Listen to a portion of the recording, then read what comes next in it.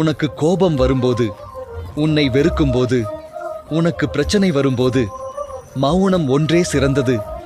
எல்லாம் முடிந்ததென சோர்வடையும் போது சில நிமிடம் எட்டி பார்க்கும் சிறு தைரியத்தை பிடித்துக்கொண்டு மேலே வந்துவிடுங்கள்.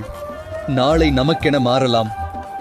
உன்னிடம் உண்மையான அன்பிருந்தும் உன்னை விட்டு விலகியவர்களுக்காக ஏங்கி உனது அருகில் இருக்கும் உன்னத உறவுகளை இழக்காதே.